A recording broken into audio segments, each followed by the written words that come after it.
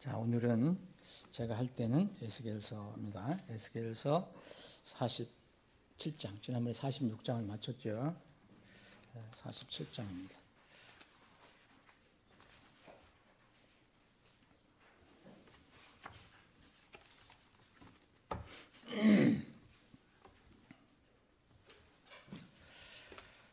자, 47장 이제 에스겔서가 이제 48장이 끝이잖아요. 2장 남았습니다. 47장은 우리 근본역이 보면 성수에 흐르는 강 앞에 부분에 이렇게 소제목이 달려 있는데 이 47장은 전체를 앞에 부분 뒷부분 전체를 묶어서 얘기한다면 새 땅에 관한 건데 새 땅 앞으로 일어날 새 땅. 그래서 특별히 새 땅에서 생명수의 강 이 부분이 여기 이제 47장에 이제 중점적으로 기록이 되어 있습니다. 그 구약의 많은 예언자들은 여러 예언자들이 있는데 하나의 진리를 계속해서 반복적으로 말하는 게 있어요. 구약에 특히 구약은 그렇습니다. 구약은 이스라엘 백성이 하늘 개념보다는 땅을 생각을 많이 해요. 그래서 천년왕국이 그래서 이루어지는 거라고 믿습니다. 근데 우리는 천년왕국보다 사실 하늘이에요. 하늘. 우리가 천년왕국에 자유롭게 왔다 갔다 할 수 있겠지만 이스라엘 백성은 땅에 관한 개념을 가지고 있어서 이 지상에서 하나님의 복을 누리는 것을 늘 생각합니다. 그래서 그 구약의 많은 예언자들은 하나의 뚜렷한 진리를 이야기하고 있는데 그것은 이 지구, 이 땅이 결정적인 시간이 다가오면은 이 땅이 놀랍게 변화된다는 거예요. 이 땅에 특히 약속의 땅인 이 가나안 땅, 이스라엘 땅에는 놀라운 물리적인 변화, 지리적인 변화가 일어날 것이라는 것을 계속 이 예언자들이 이야기하고 있어요. 제가 이제 들어와서 땅이 황폐해지고 난 뒤에 특히 이제 우리가 스가랴서도 공부해봤지만 스가랴서 14장에 보면은 그 내용 일부가 나오고 또 이사야서도 곳곳에 이 땅이 어떻게 변화될 것인가를 얘기합니다. 이사야서라든지 이런 것은 하늘에 있는 것을 얘기하는 게 아니에요.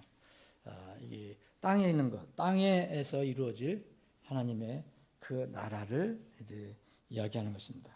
그래서 이 오늘부터 공부하는 이 본 47장에서는 이 왕국에서 그리스도의 왕국에서 12지파들 가운데 땅의 배분이 어떻게 일어날 것인가를 이렇게 가르쳤는데 이제 이 48장에서는 그 48장에서 다음 48장에서는 이게 완성이 됩니다. 완성이 되고 성소에 관련된 이 물들에 관한 내용을 다루고 있습니다. 그래서 여기서 1절부터 12절까지는 우리 타이틀은 성소에 흐르는 강 이렇게 되어 있는데 이 성소에서 흘러나오는 물이 어떻게 될 것인가 이거를 이제 얘기하고 있고요. 13절부터 뒷부분은 이 12지파 가운데 땅의 분배가 이루어지는 내용을 언급하고 있습니다. 이제 오늘은 주로 이제 이 앞에 부분 이제 성소에서 흐르는 물에 관련돼서 살펴보려고 합니다. 근데 우리가 이제 한번 읽어보기 전에 이 41장에 보면은 과연 이 내용들이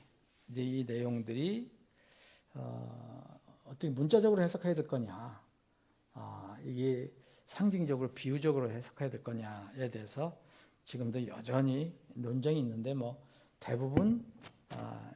대부분의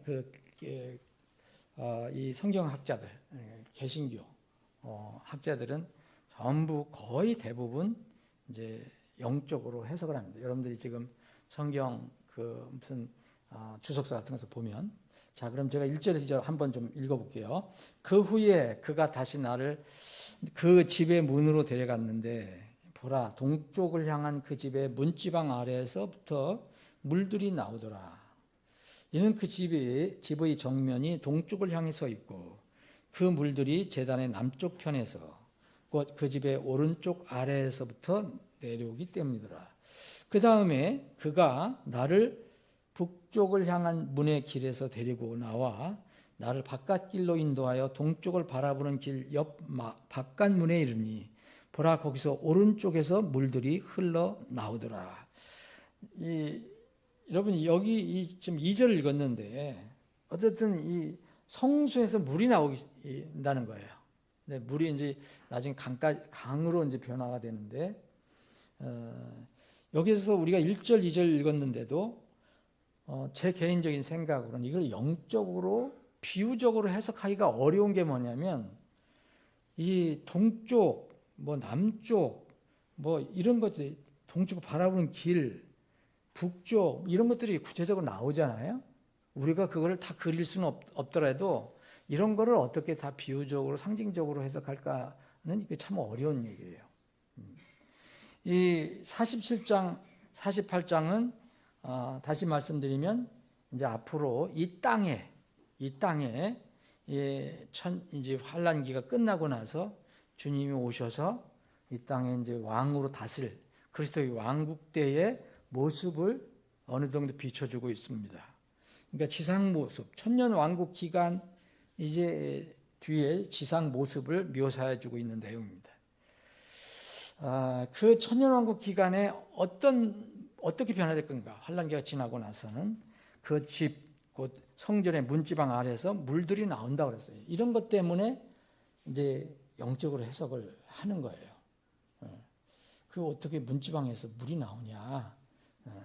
그래서 이게 쭉 내려가서 나중에 이제 강이 된다. 처음에는 발목까지 있다가 뭐 허리까지 올라오고 나중에는 몸이 다 잠기고 이런 거를 어떻게 이렇게 할 수가 있겠느냐.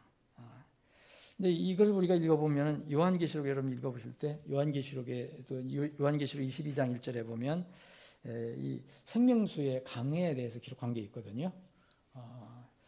또 그가 하나님과 어린 양의 왕자로부터 흘러나오는 수정같이 맑은 생명수의 정결한 강을 내게 보여주더라. 계시록 22장 1절에 이렇게 되어 있습니다. 과연 이것이 여기에 있는 이 강, 물이 이 집, 제단, 이 문지방에서부터 이렇게 나오는 물이 과연 뭐냐? 이거에 대해서 이제 다시 말씀드리면 두 가지로 얘기를 합니다. 실제가 아니라 이거는 그냥 상징이고 어떤 영적으로 이야기하는 것이다. 근데 저는 개인적으로 이건 실제 강이라고 저는 생각을 합니다. 이 성경은 실제 물의 강이 있어요. 여러분 보시는 것처럼 여러 곳에 실제 나일강도 있고 뭐 유프라테스 강도 있고 여러 가지가 있잖아요. 또 창세기 2장에 보면 에덴에서 발원한 네 강도 있어요. 실제 강이죠, 그게. 이제 에덴에서 발원한 강 4개 중에서 지금 뭐 히데겔하고 유프라데스 정도는 확실히 아는데 히데겔은 이제 티그리스고 유프라데스 강 지금 있잖아요.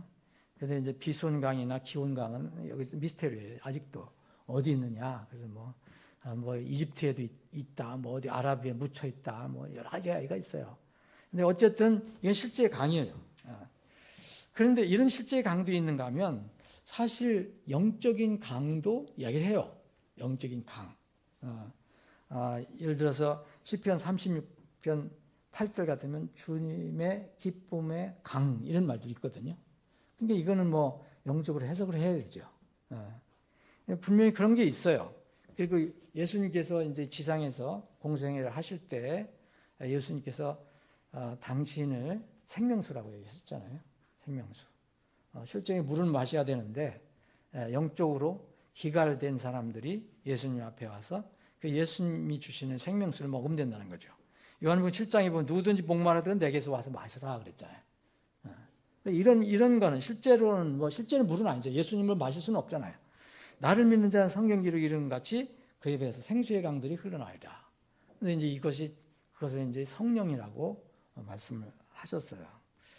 그리고 이 요한계시록 마지막에도 계시록 20장 17절에도 누구든지 원하는 자는 값없이 생명수를 취하라 그랬거든요. 그래서 이런 거는 뭐 영적으로 이렇게 실제로 마시는 거를 비유해서 영적으로 이렇게 얘기하는 거죠. 그런데 과연 이거를 이제 성경 문지방에서 나오는 물이 무슨 물이냐? 제가 그 유명한 그 성경 이 주석가들 보니까 전부 상징적으로 기록합니다. 유명한 사람들이 제가 가지고 있는 건. 그런데 그것도 특히 이제 그분들이 그걸 뭐 안 믿는 거냐면 경륜을 잘 안 믿는 분들이 많아요. 개약 신학 이게 대부분 이제 이 개신교 지금 신학은 켈빈 신학은 개약 신학이잖아요. 언약 신학. 이 경륜 신학이 아니라. 그래서 구약이나 신약을 하나로 보는 거예요. 그래서 이스라엘하고 이 교회를 하나로 봅니다. 그래서 그분들 이 성경 그 주석을 보면 전부 교회로 전부 해석을 했어요. 교회가 이렇게 될 것이다. 교회가 이렇게 될 것이다. 참 영적으로밖에 해석이 안 되죠. 물론 어떤 성경은 영적으로 비유적으로 해석을 해야 됩니다. 그런데 이걸 어떻게 해야 될 것이냐. 이걸 다 교회로 얘기할 수 있겠는가. 다 교회로 얘기하거든요. 그러니까 이게 교회로 풀어야 되니까 전부 아주 기가 막힌 어떤 이런 아이디어들이 많이 나오는 거예요. 뭐 천기빛은 얼마고 뭐 바다는 뭐고 이렇게 해서 엄청나게 나오는 거예요. 근데 그런 머리는 저는 없고 그냥 이 성소의 제단으로부터 흘러나오는 이 강물은 뭐냐?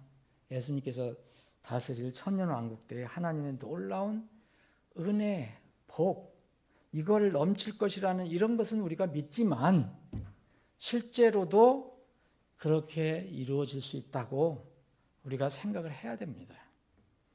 근데 어떻게 그 문지방에서 그 물이 나옵니까? 전 모르겠어요.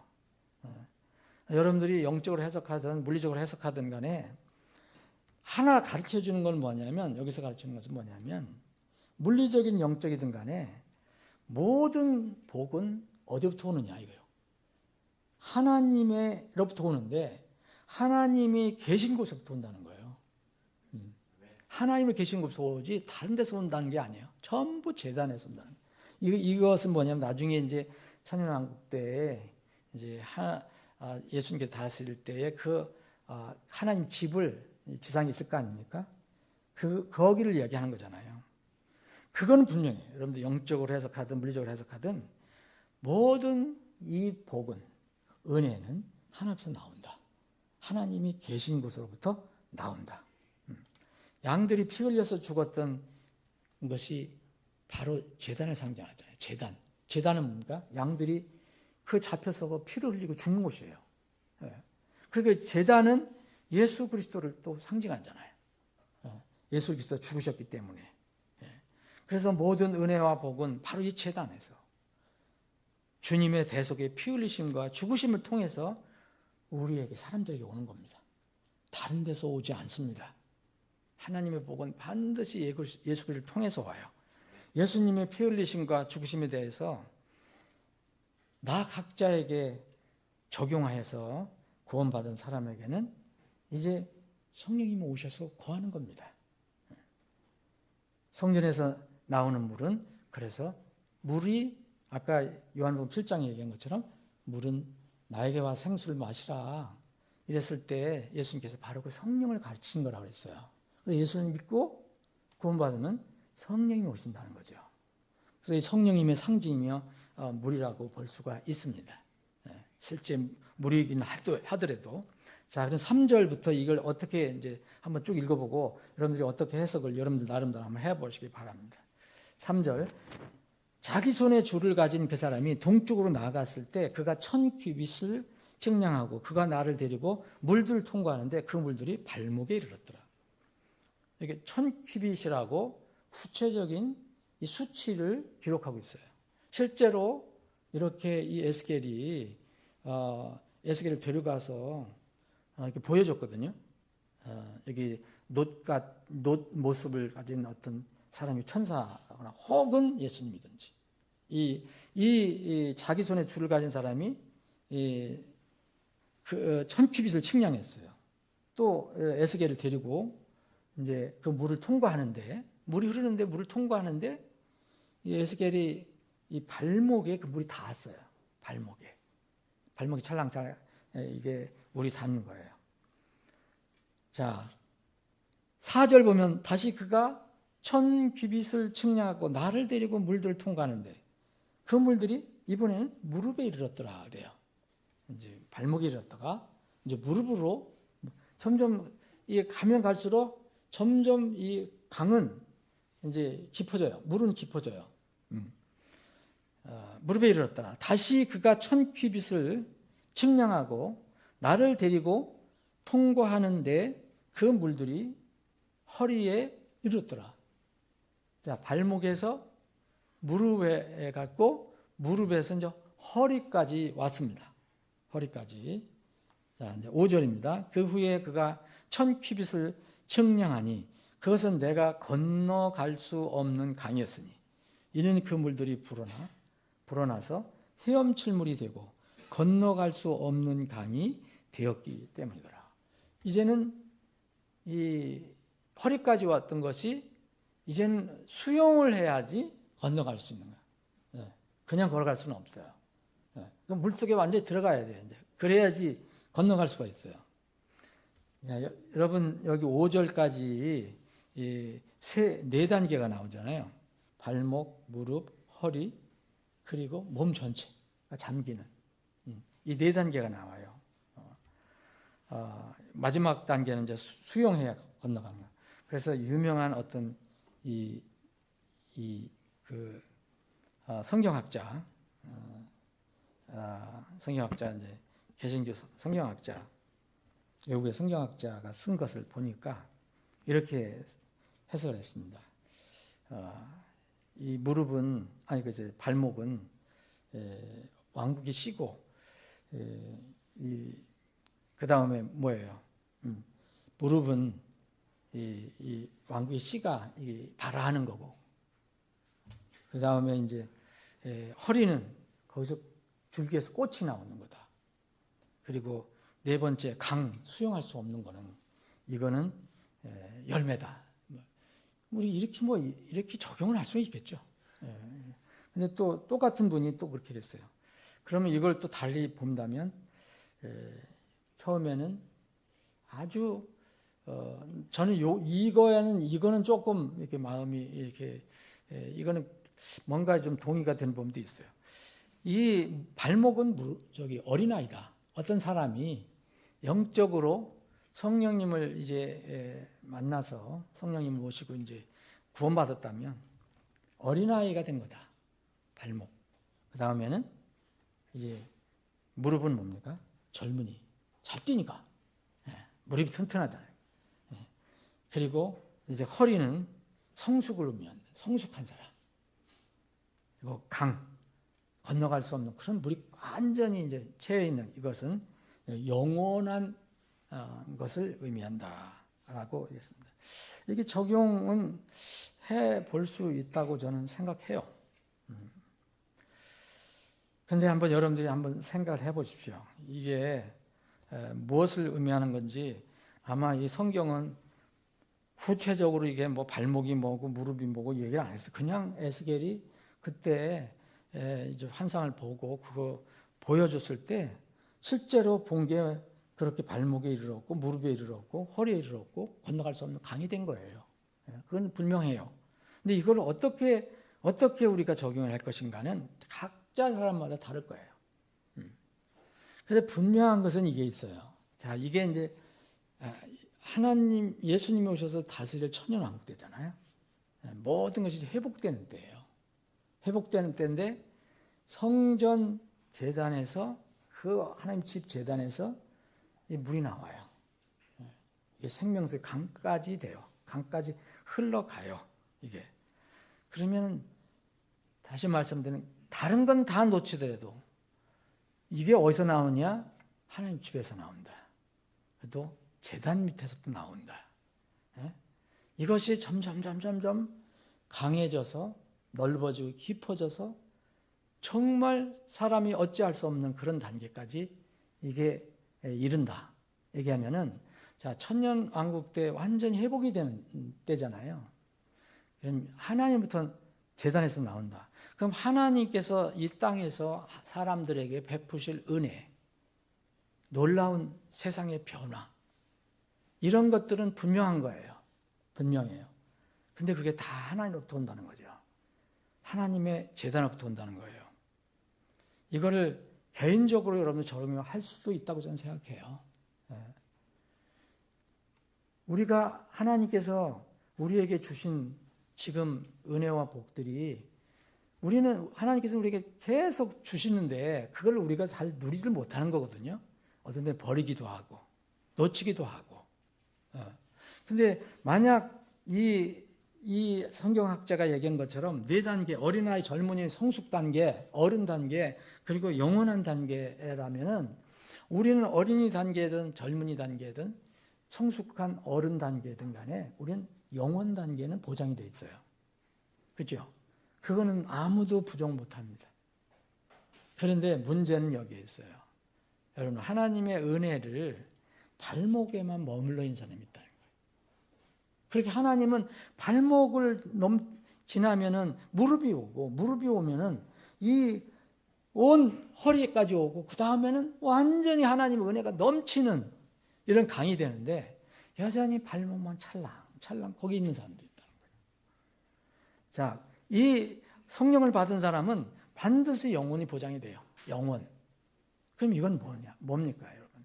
앞으로 영혼이 보장될 때 주님 앞에 서는 게 있잖아요. 주님 앞에 설 때가 있어요. 그럴 때 발목에 머무르다가 온 사람, 무릎에 머무르다가 온 사람, 허리에 머무르다가 온 사람 있어요. 물론 이 단계 이제 그리스도의 심판사가 거치면 다 영원 단계예요. 그러나 분명히 그 과정이 있어요. 성경에는. 우리가 그리스도인이 이거를 잊지 말아야 합니다. 저는 이것을 그리스도의 심판서하고 이렇게 굳이 연결한다면 뭐 견강부회라고도 할 수가 있지만 이거를 어떻게 이해를 해야 될 것인가? 성경학자마다 다 달라요. 저는 묵상하면서 그런 생각을 해봤습니다. 분명히 성령을 받은 사람은 영원히 보장이 되어 있어요. 그 영원 하나님 나라를 생각해 보세요. 거긴 죽음도 없어요. 우리가 조금 전에도 얘기했던 것처럼 늙음도 없어요. 아무것도 없어요. 고통도 없어요. 이제는 정말 복락이에요. 근데 그게 미래예요. 아직은. 근데 성경은 그게 미래 기간은 미래에 관한 것은 아주 짧게 기록이 되어 있어요.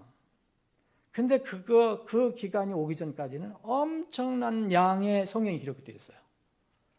거기에 눈물이 있고 웃음도 있고 슬픔이 있고 고통도 있고 때로는 죽음도 있고 늙음도 있어요. 투쟁도 있고 갈등도 있고. 그게 뭐냐면 우리가 주님 나라에 들어가서 영원히 살기 전에 우리에게 주어진 삶이에요. 그럼 하나님의 우리가 하나님의 은혜를 받고 이제 살잖아요. 성령님을 받고. 이것을 무엇을 의미할까? 하나님의 제단에서 나오는 것은요, 발목에만 채워지는 게 아닙니다. 점점 여러분 그 하나님의 은혜를 세상이 아니라 하나님의 은혜에 들어가면 들어갈수록, 하나님을 알면 알수록, 말씀을 알면 알수록, 그리스도를 알면 알수록 그것이 점점 더 깊어지고 넓어지고 풍성해져요. 그러다가 나중에 완전한 강이 돼요. 완전한 강. 사랑하는 여러분, 우리는 만약 우리가 영원한 단계에 지금 완전한 강이 돼서 건너갈 수 없는 정도, 그래서 우리가 수영을 할 정도, 이 수영한다면 완전히 채운다는 거 아닙니까? 발목에 채워지는 것도 아니고 무릎에 채워지는 것도 아니고 허리에 채워지는 것도 아니고 이런 단계가 오기 전에 우리는 이 땅에 사는 거거든요. 그러면은 주님이 오실 때는 나는 새 종류의 사람으로 우리가 다 서야 된다는 거예요. 구원 못 받은 사람은 대백왕제 심판에서 심판을 받을 거고, 우리는 발목에 채 있는 사람, 무릎에 채 있는 사람, 또 허리까지 이제 하나님의 은혜로 채우는 사람, 여러분들은 어디에 있다고 생각하십니까? 그런 것을 저는 오늘 이렇게 말씀을 준비하면서 그것을 묵상해 봤습니다. 찰랑찰랑 하나님의 은혜, 고기서 마냥 갈랑갈랑 있는 사람인가? 그러다가 주님 앞에 갈 것인가? 아니면 무릎까지 이 하나님의 은혜의 강이 있는 사람인가? 아니면은 허리까지, 허리를 동이라고 그러잖아요. 허리를. 굉장히 주님을 위해서 이렇게 만날 준비된 그런 삶을 얘기하잖아요. 허리를 동이라, 이것은. 성경에서 또 무릎은 이 성도의 기도의 모형이 되기도 합니다. 발목에 있는 사람은 기도를 잘 안 합니다. 잘 모르니까. 허리에, 지금 말씀드려도 허리에 있는 것은 성령님과 동행해야 돼요. 그러니까 자기는 모든 세상에 있는 것들을 다 이렇게 정리해서 동염해요. 그래서 성령과 함께 걸어간다고 얘기합니다. 그게 허리에 필요해요. 허리. 최소한도 이 발목에 있는 사람은 구원은 받았지만 잘 모르는 거예요. 은혜를. 근데 가면 갈수록 점점점 천큐빗 측량하면 또 발목에 있다 무릎으로 가고, 무릎에 더 내려가면 또 그 다음에는 이 허리로 가고, 또 천큐빗을 측량해서 보면 거기는 엄청난 생명수 강이 흐르고 있어요. 사랑하는 여러분, 이 말씀을 통해서 한번 여러분의 삶에 한번 적용을 한번 해보시기 바랍니다. 우리가 생각할 수 있는 것은 허리의 삶입니다. 그래서 성경에는 이 허리에 띠를 두르라는 말을 곳곳에 써놓고 있어요. 누가복음 12장 35절에 보면 이런 말씀, 35, 36절. 너희는 허리에 띠를 두르고 그랬어요.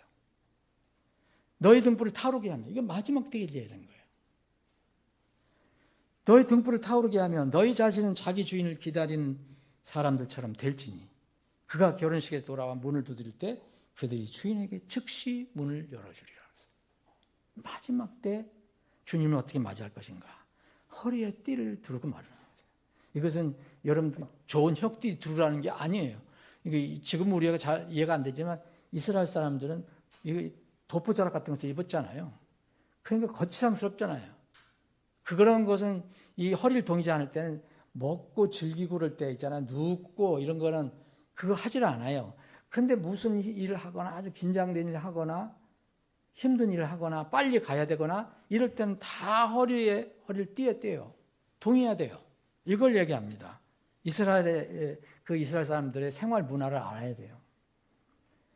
에베소 6장에도 그런 말씀 있잖아요. 우리가 잘 아는 구절에. 그런즉 너희는 하나님의 전신갑주를 취할지니 이것은 너희가 악한 날에 등이 대항하고 모든 일을 행하는 위에 설 수 있게 하려 함이라. 그런즉 서서 진리로 너희 허리를 동여매고 그랬어요. 진리로 너희 허리를 동여매고. 이게 바로 우리가 그 영원한 단계에 들어가기 전에 주님 앞에 설 때, 우리를 사랑하시는, 우리를 구원해 주신 그 주님 앞에 설 때의 우리 모습이 되어야 된다는 거예요. 근데 문을 두드리는데 오실 때가 됐는데 그냥 퍼져 있느냐, 아니면 허리에 띠를 두르고 있느냐. 베드로전서 1장 13절 14절 이랬습니다. 그러므로 너희 마음의 허리를 동이고 그랬잖아요. 여기는 마음의 허리를 동이라고 해요. 다 우리가 마음에서 나오잖아요. 정신을 차려 예수 그리스도께서 나타나실 때 너희에게 가져오실 그 은혜로 인하여 끝까지 소망하며 순종하는 자들로서 너희가 무지 속에서 쫓던 이전의 정욕들을 따라 너희 자신을 맞추지 마라. 자꾸 마지막 때 이렇게 주님을 만날 때 그 모습은 바로 이겁니다. 세상의 정욕을 정리하는 거예요. 주님을 만날 준비를 한다는 거예요. 그게 저는 이게 무릎이라고 생각합니다. 이제 우리에게 곧 헤엄쳐 가야 할 강이 옵니다. 그 강은 우리가 상상할 수가 없어요. 성령님의 충만하심이 무엇인지, 하나님의 은혜의 충만하심이 무엇인지 우리는 지금 다 알 수 없지만 그때가 우리에게 다가옵니다.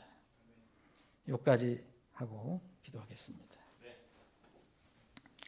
아버지 하나님, 우리가 성경을 다 정확히 이해를 하지 못하더라도 분명히 하나님께서 이 성경을 기록해 주신 것은 우리의 유익을 위해서 기록해 주신 거기 때문에 이 말씀 우리의 영적 생활에 교훈이 됨을 압니다.